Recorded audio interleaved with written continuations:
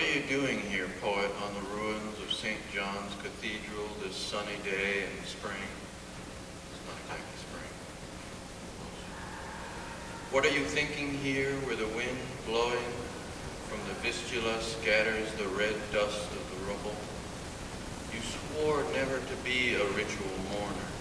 You swore never to touch the deep wounds of your nation, so you would not make them holy with the accursed holiness that pursues descendants for many centuries. But the lament of Antigone, searching for her brother, is indeed beyond the power of endurance, and the heart is a stone in which is enclosed, like an insect, the dark love of a most unhappy land. I do not want to love so. That was not my design. I did not want to pity so. That was not my design. My pen is lighter than a hummingbird's feather. This burden is too much for it to bear. How can I live in this country where the foot knocks against the unburied bones of kin? I hear voices, see smiles. I cannot write anything. 5 hands seize my pen and order me to write the story of their lives and deaths. Was I born to become a ritual mourner?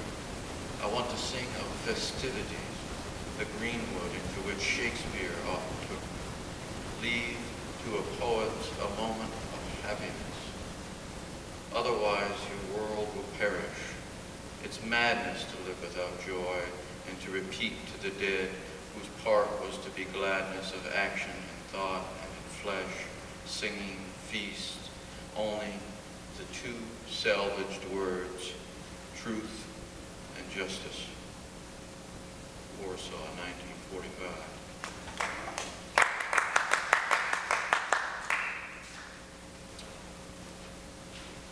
This is a poem called Even This, which is a poem of mine. There were things that needed to be said, old phrases forgotten by the old.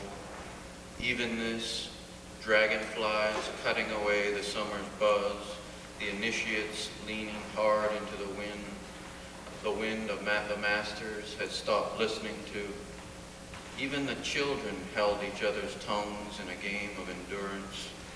Many wished it were simpler, the script more violently real, and still the sun hung each day precariously on its ropes of light, and the rivers rose on wings our bodies no longer believed in. Tell me then why the great cities lit the nights like brush fires and were beautiful, while prophets shifted funds preparing their accounts for retirement.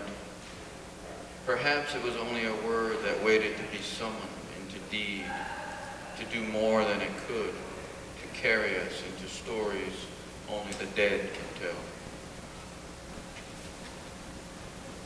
One more, quick James Rioux poem called Treason. The man that was following me looked like a government agent, so I turned around and walked up to him and said, "Why are you following me?" He said, "I'm not following you, I'm an insurance agent walking to work." "Well, pardon me, my mistake," I said.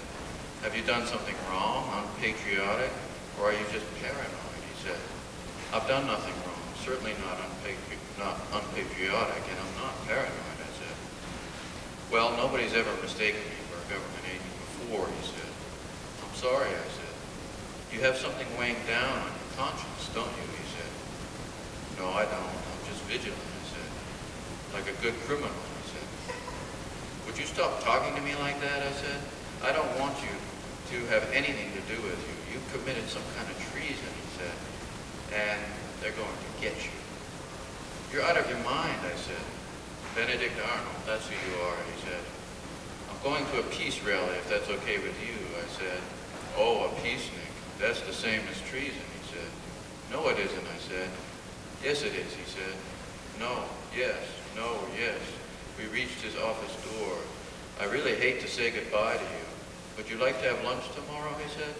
"I'd be delighted," I said. "Good. Then Sadie's Cafe at noon," he said. "Noon at Sadie's," I said.